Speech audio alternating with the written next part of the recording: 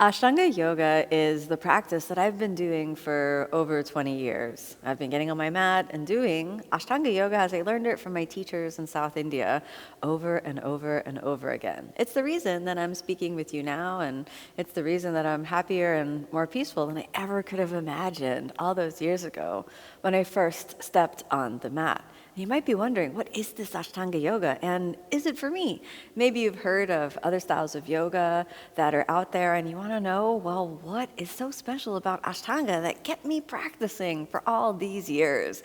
So let's start off with the basics. Where does Ashtanga Yoga come from? Well, the word Ashtanga is the Sanskrit word that comes from Ashtau, the Sanskrit word for 8, plus Anga, the Sanskrit word for limbs. So like limbs, like the limbs of your body.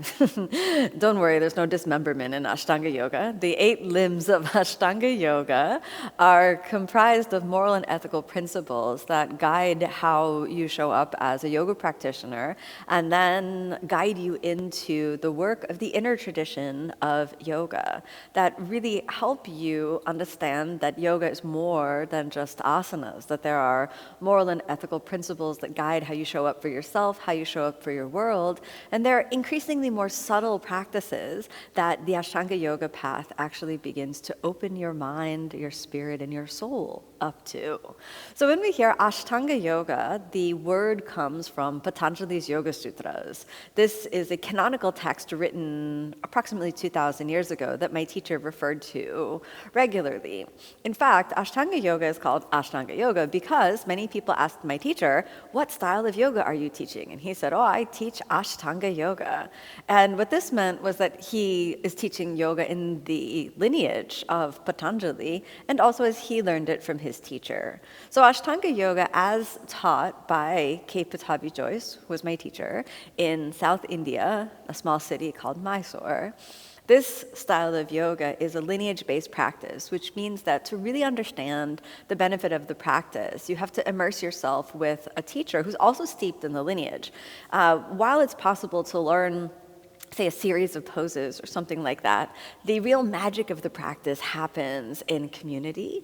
It happens when you catch the spark of the inspiration. So for me, when I first started practicing Ashtanga Yoga, I caught that spark of inspiration. I started practicing 6 days a week. You're supposed to take 1 day of rest off within each 7-day week. I practiced 6 days a week almost immediately, and then I got the pull, sort of the call to travel to India and meet Pattabhi Jois in Mysore. So I found myself in India practicing there within the first year that I ever started Ashtanga Yoga. And I've been continuing to go back to deepen my understanding of the practice and to dive deeper down into the lineage ever since then.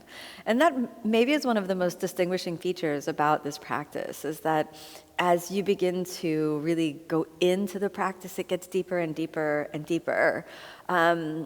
In the fact that there are kind of intangibles that really come from spending time in community, kind of experiencing the cultural immersion that happens when you stay not just for, one course or 1 week, but months. There was a period in my life where I spent, 6 months out of every year in India studying with my teachers. I'm so grateful for that period. It was just so special to just be there and give everything that I had to the practice. So Ashtanga Yoga as a physical practice is sometimes known to be very demanding. First of all, just asking someone to practice 6 days a week is already a lot. But when we understand that the practice is a daily ritual where you devote yourself to the spiritual journey, we understand that this has to happen every day. Just like brushing your teeth has to happen every day in a certain kind of manner to be effective, right? If you only brush your teeth, once a week, it's dramatically less effective. So in this way, we are told to step on the mat and do the practice regularly. Now, the physical practice of Ashtanga Yoga is broken up into 6 series, and these 6 series are actually only 3 series. So the first series is called Yoga Chikitsa, which is yoga therapy, and the idea is that this creates the foundation of a healthy body, and with the foundation of a healthy body, then the mind is more tuned to spiritual practice. Once the mind is more attuned to the spiritual practice, then all sorts of things start to change. We begin to become more whole in our being.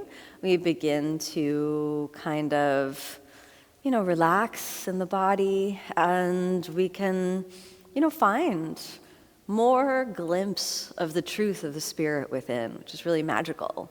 Now, after we get the foundational practice really well established, our second series called Nadi Shodhana.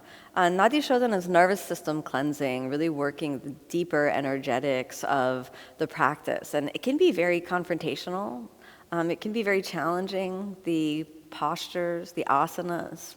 Many people think that to progress in Ashtanga Yoga, you need to get more poses, and that's kind of a mistake or a misunderstanding. To progress in the Ashtanga Yoga practice, we have to go deeper into the internal journey, and the methodology that we use for that is to coordinate what's called breath, body, and mind. These three elements are referred to as Tristhana. Within these 8 limbs of the practice, the elements of breath, body, and mind are always present when we're doing our asana practice. There isn't a random order of the asanas. The asana practice is called Vinyasa Krama. And the krama is the method, and so when we understand that this is a vinyasa method, the vinyasa means to organize into a special or sacred way every entry and exit into each asana, as well as to organize and make sacred the space of our practice. So when we understand vinyasa as the methodology of the practice, it's a coordination of breath with movement and also a sense of creation of the sacred. So we enter almost into an inner temple each time we practice. The vinyasa method is all about connecting breath with movement so that these are perfectly aligned with our deeper intention every time we step on the mat. You may have heard some styles of yoga referred to as vinyasa method. Well, my teacher's teacher, Krishnamacharya, Sri Tirumalai Krishnamacharya, was a big proponent of this vinyasa method, coordination of breath with movement. So any style of yoga that can trace its lineage back to Krishnamacharya, in fact, practices some form of vinyasa yoga. There are many people who practice Ashtanga Yoga and really connect with the coordination of breath with movement and adapt the practice in certain ways, leading to the Vinyasa Yoga practice as you may have come into contact with it in some other styles of yoga. But let's look at the tree of yoga, as you could say, those branches that stem outward from my teacher's teacher and his teacher before him, and the long lineage of practitioners who've kept this practice sacred and safe for thousands of generations in India, dating back to ancient times. And if we think about this, we can understand that whether you follow the series as it's known in Ashtanga Yoga, or whether you coordinate breath with movement in another way, following one of the other branches that sprang out from Krishnamacharya's teaching, then the vinyasa, the coordination of breath with movement, can be your entry into the sacred inner tradition of yoga. If you're interested in practicing Ashtanga Yoga, understand that this is a traditional practice, a lineage-based practice, something that is rooted and steeped in tradition, and yet accessible to you if you're interested in diving in and experiencing that magic that can unfold when we peer into kind of the sacredness and the eternality of what yoga has to offer, and we show up and do the work.